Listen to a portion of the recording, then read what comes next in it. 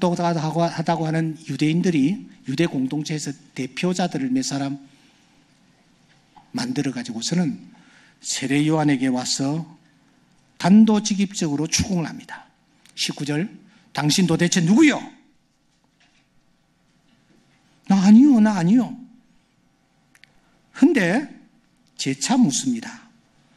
도대체 누구란 말이요? 21절, 두 번째 저들은 또 추궁을 이어갑니다.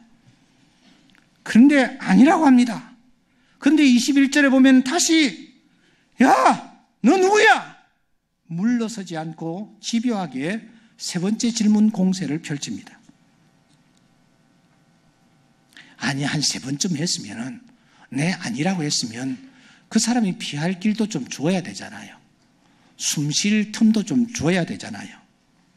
그만 거기에서 스탑을 해야 되는 것 아닙니까? 근데 여기서 그치지 않습니다. 네 번째 또 저들은 질문 공세를 이어갑니다. 22절을 보십시오. 또 말하되 누구냐? 여기에서 그치지 않습니다. 25절을 보십시오.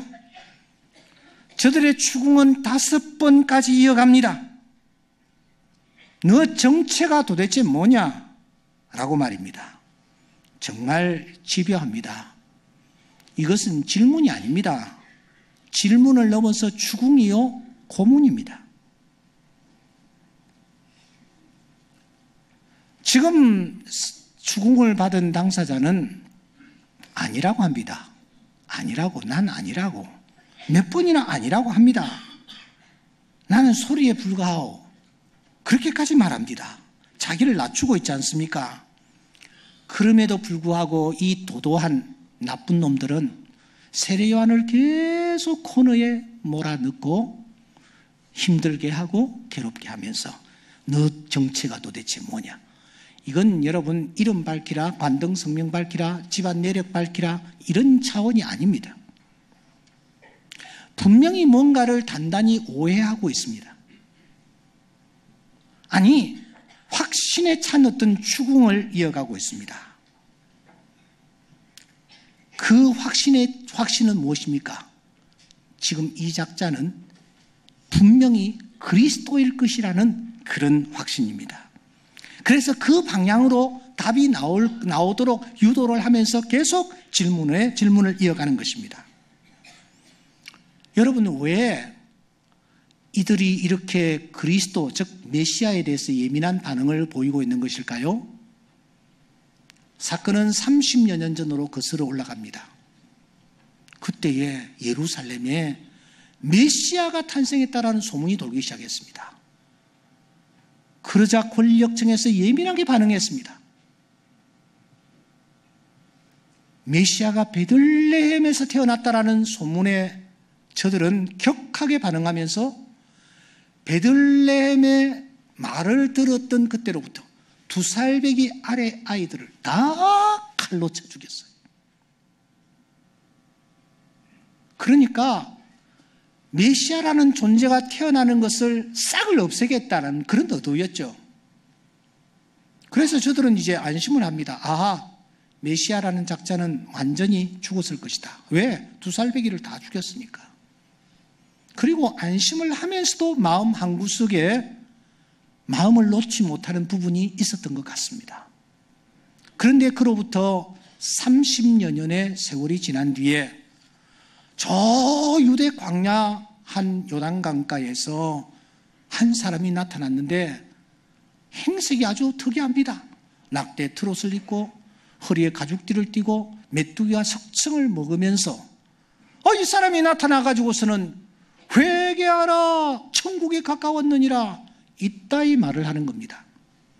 그런데 그때에 그 말을 들은 사람들의 반응이 어떻게 나타났습니까? 마태복음 3장 5절에 보면은 바로 그때에 예루살렘과 온 유대와 요단강 사방에서 다 그에게 나왔어요. 서울입니다. 똑똑한 사람들까지도 다 그 광야로 몰려듭니다. 한결같이 자신의 죄를 자복하고 요단강가에서 그에게 세례를 받는 이 놀라운 일이 일어나기 시작했습니다.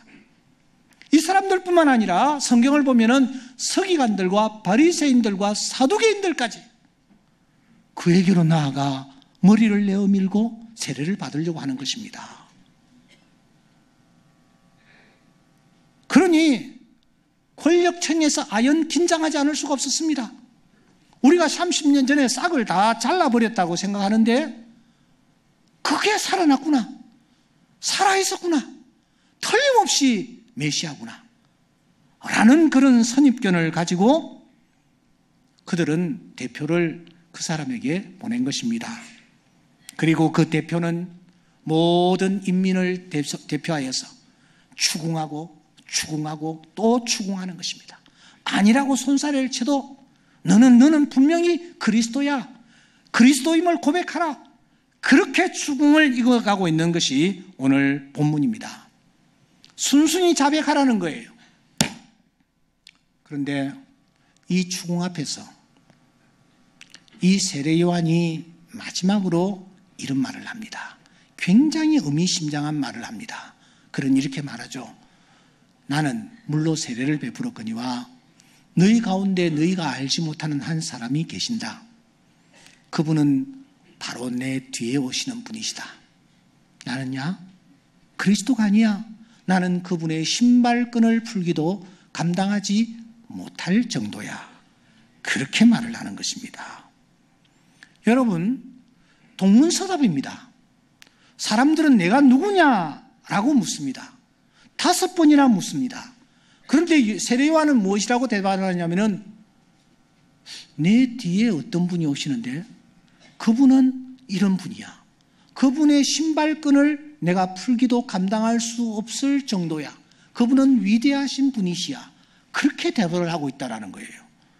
그러니까 여러분, 던진 질문과 대답이 지금 하고가 맞지 않습니다.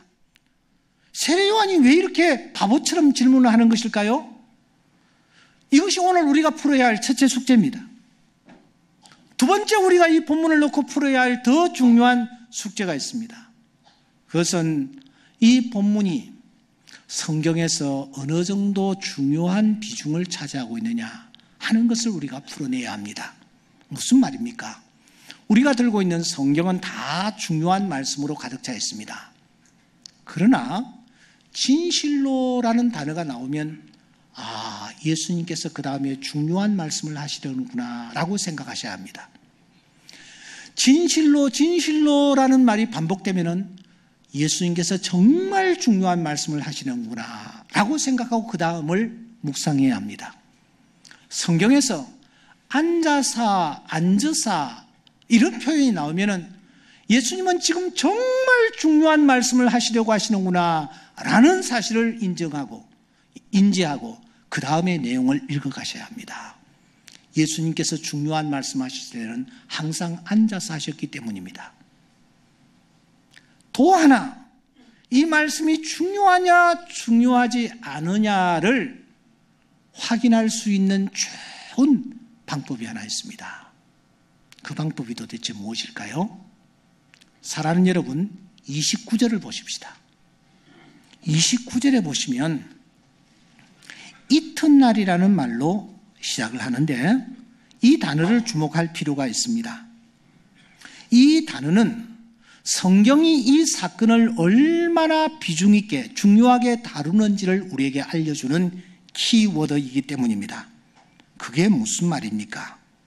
일단 이튿날을 여러분 보시면은, 그러니까 오늘 이 이튿날, 즉 29절 이하의 이 사건은 29절 이하의 이 사건은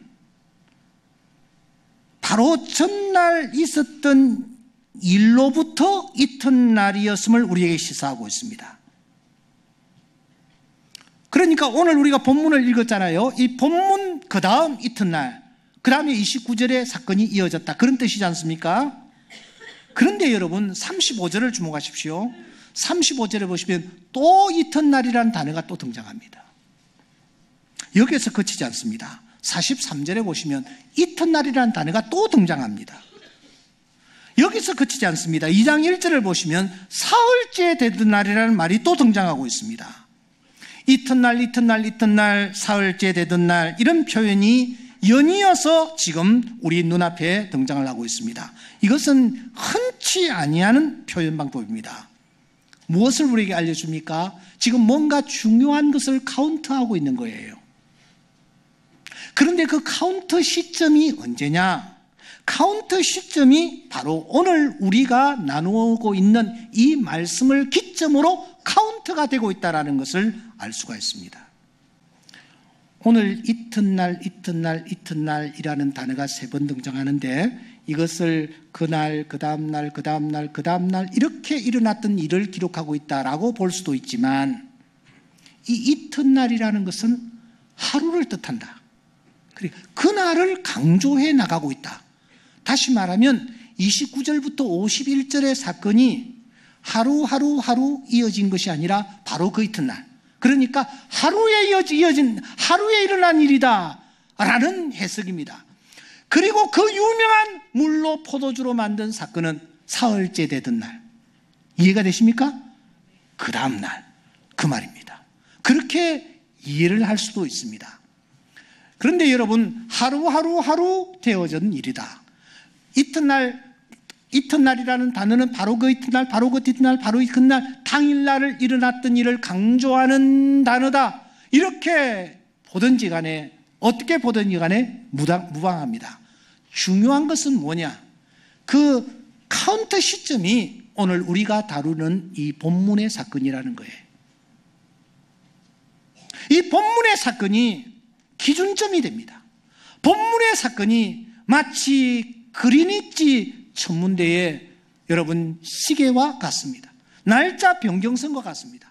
여기가 바로 출발점임을 오늘 이 이튿날 사흘째 되는 날이라는 단어가 우리에게 가르쳐주고 있다는 것입니다. 그러면 오늘 우리가 펼친 이 19절부터 28절의 이 사건이 얼마만큼 중요하단 말입니까? 예수님의 공생의 생애 3년 중에 그분의 행적이 구체적으로 어느 날에 어떤 일이 있었다라는 것을 기록하고 있는 부분이 있습니다. 그것은 바로 십자가와 관련된 때였습니다. 그때 성경은 주일날 무슨 일이 있었으며 월요일날, 화요일날에는 무슨 일이 있었으며 수요일날에는 어떤 일이 있었으며 목요일은 어떤 일이 있었으며 금요일은 어떤 일이 있었으며 토요일은 어떤 일이 있었으며 그리고 그 다음 주일날에는 어떤 일이 있었는지를 상세하게 우리가 알려줍니다. 심지어 십자가 사건 당일날에는 시간대별로 어떤 일이 있었는지까지도 우리에게 알려줍니다. 왜 이렇게 카운트를 하고 있는 것입니까? 성경에서 십자가 사건이 가장 중요하기 때문입니다. 그래서 날짜별로 그리고 시간대별로 주님께서는 어떤 일을 하셨다라는 것을 오늘 우리에게 알려주고 있는 것입니다. 그런데 여러분, 바로 그와 똑같은 기법으로 기록된 성경이 오늘 이 본문이라는 거예요. 이것은 우리에게 무엇을 시사하느냐? 이 사건은 십자가 사건과 맞먹을 정도로 굉장히 중요한 사건이다 하는 것을 우리에게 웅변적으로 알려주고 있단 말입니다. 십자가 사건이 무엇입니까? 십자가 사건은 공생애를 마무리하는 사건입니다. 오늘 본문은 어떤 사건입니까? 그 공생애가 시작되는 사건입니다. 그러므로 십자가 사건을 오메가로 본다면 이 오늘 본문의 사건은 알파인 것입니다. 알파와 오메가인 것입니다. 그만큼 오늘 이 본문의 사건은 중요한 위치를 점하고 있습니다. 그러면 여러분, 예수님의 십자가 사건은 무엇을 가리킵니까? 예수님의 십자가 사건은 바로 하나님이 철저하게 인간이 되신 현장입니다.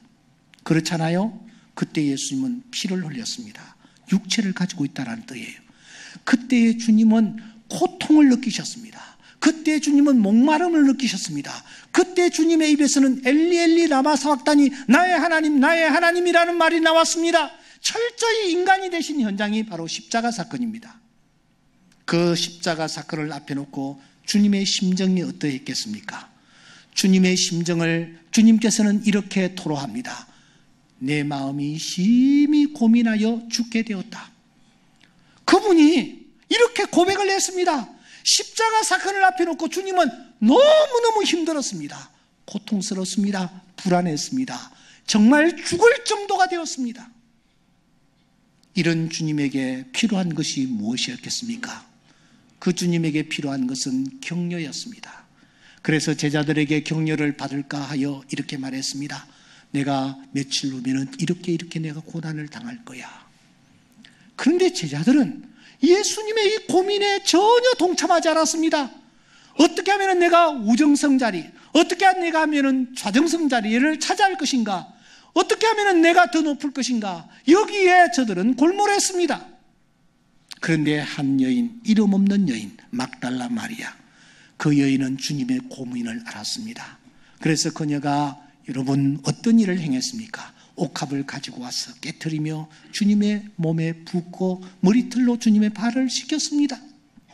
이 모습을 본 제자들, 가룟 유다를 위시한 여러 제자들이 막 손가락질하며 그를 향하여 소리 질렀습니다. 이 물건을 팔아서 가난한 자들에게 주면은 가난한 사람들이 얼마나 많이 구제를 받을 것인데 이런 일들을 흡의를 하느냐? 그때 주님이 그녀를 옹호하셨습니다. 가만두라. 어찌하여 그를 괴롭게 하느냐? 그가 내게 좋은 일을 했느니라. 힘을 다하여 향유를 부어 내 장례를 미리 준비하였느니라. 이 여인이 복음이 전파되는 곳마다 이름이 기념이 되리라. 주님께서 그 격려를 받으시고 얼마나 기뻐하셨는지 모릅니다. 왜냐고요? 십자가를 앞에 놓고 고민하시는 그 주님의 그 고통에 동참하면서 주님을 격려해 드리는 액션을 이 여인이 취하였기 때문입니다. 오늘 본문의 사건이 무엇이라고요? 이 십자가 사건과 맞먹을 정도의 중요한 사건이라고 말씀을 드렸습니다. 이 공생의 시작은 드디어 사람이 하나님으로 자신을 드러내는 현장입니다. 그렇지 않습니까? 예수님은 지난 30년 동안 평범한 한 인간으로 지내셨습니다. 그는요, 아버지가 일찍 돌아가셨을 것 같아요. 그래서 그는 가장으로서 목수일을 하고 호르머니 모시고 동생들 키우면서 나사렛에서 그렇게 살았어요. 제기차기도 하고 줄넘기도 하고 그렇게 살았어요. 동네 사람들에게 야 예수야, 야 이 미친놈아, 그런 얘기도 들으면서 친구들과 지내며 성장했단 말입니다. 예수는 평범하기 그지없었습니다. 나다나엘의 표현을 빌리자면 나사렛에서 무슨 선한 것이 날 수 있느냐라고 인정될 정도로 평범하기 그지없는 분이 예수셨습니다.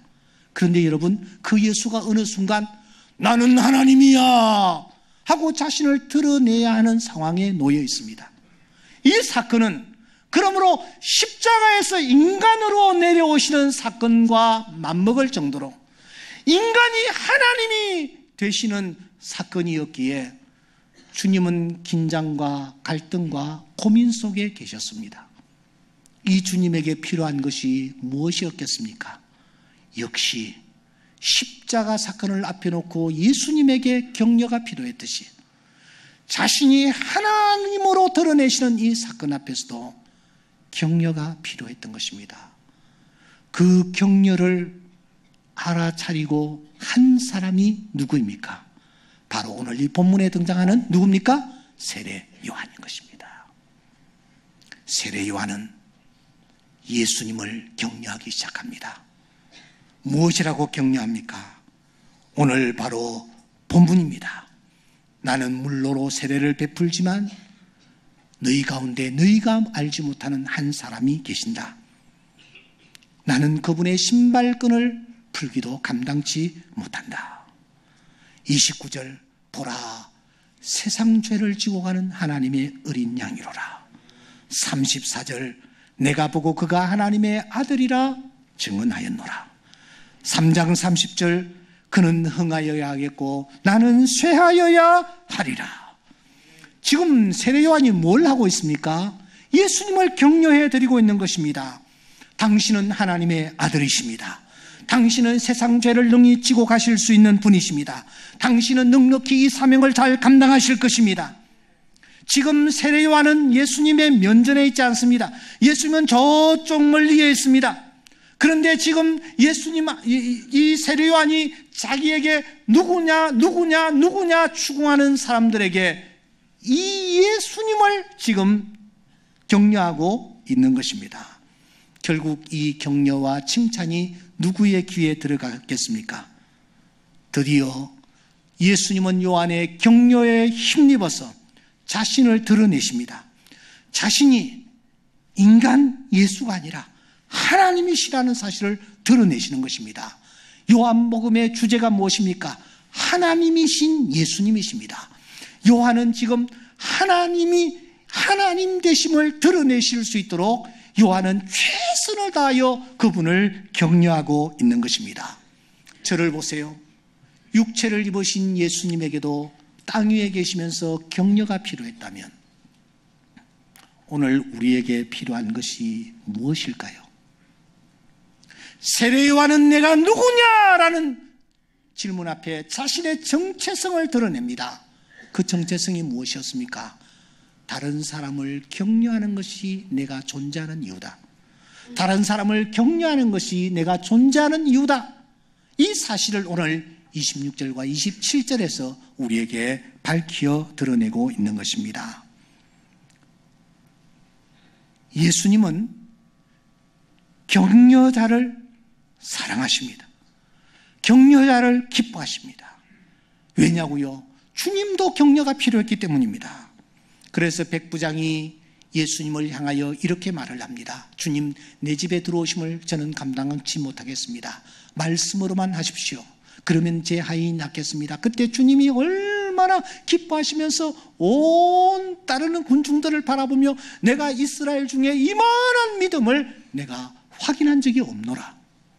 베드로라는 자가 갈리사야 빌립보에서 주는 그리스도시요 살아계신 하나님의 아들이십니다 했을 때에 주님이 얼마나 기뻐하셨는지 모릅니다. 바요나 시모라, 내가 복이 있도다. 이를 내게 알게 하니는 내 혈육이 아니요 하늘에 계신 내 아버지시라. 내가 너에게 천국 열쇠를 주겠노라. 기뻐하시면서 격려를 기쁘게 받으셨습니다.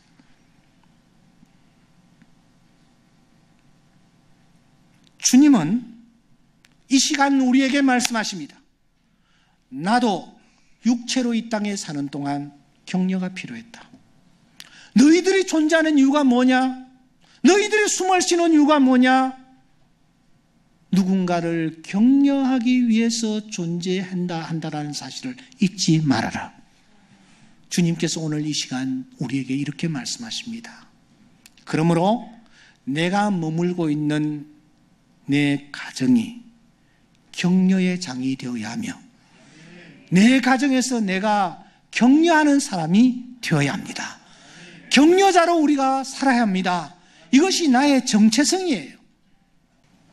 잠언서 27장 21절에 보시면 도가니로 은을, 풀무로 금을, 칭찬으로 사람을 단련하느니라. 저는 이 말씀의 뜻이 무엇인지 잘 이해를 못했습니다. 조금 느끼는 것 중에 하나는 이것입니다. 여러분, 광산에서 금을 캘 때에 큰 돌이 나오잖아요. 근데 거기에서 금은 그야말로 한 부분입니다. 근데 이것을 자꾸 단련하면 99.99%의 금이 나오는 것입니다. 우리 인간은 약점이 훨씬 더 많습니다. 하지만 금을 바라보고 장점을 바라보고 계속 나아가면 드디어 그 사람이 금이 될 줄 믿습니다. 그 사람의 약점을 보면 끝이 없어요. 오늘 내가 했던 설교 가운데서도 몇 군데나 약점이 있을 거예요. 긍정적인 부분을 보는 거예요. 그러면 금이 나오는 것입니다. 말씀을 정리하겠습니다. 세례요한은 자신의 정체성을 분명히 했습니다. 5번이나 내가 누구냐라는 질문에 나는 다른 사람을 격려하는 사람이다. 그렇게 말씀합니다. 오늘 우리가 존재하는 이유가 무엇입니까? 내 곁에 있는 사람을 격려하기 위하여, 내가 존재합니다. 여러분 때문에 여러분의 가족이 힘을 얻을 수 있기를 바랍니다. 여러분들이 신앙생활하면서 이곳에서 여러분 때문에 누군가가 격려받을 수 있기를 바랍니다. 격려는 바이러스처럼 퍼져나갑니다. 그래서 격려를 받았던 예수님께서 나다나엘을 격려하십니다. 격려를 받았던 예수님께서 세례 요한을 향하여 이렇게 말씀하십니다. 마태복음 11장 11절. 여자가 낳은 자 중에 세례 요한보다 더 큰 이가 일어남이 없도다. 세례 요한이 예수님을 격려했더니 예수님이 누구를 격려합니까? 세례 요한을 격려합니다. 이 말의 뜻은 더 큰 영광을 본다, 그런 뜻입니다. 이 은혜가 오늘 이 예배에 참석한 우리 모두에게 넘칠 수 있기를 주의 이름으로 축원합니다.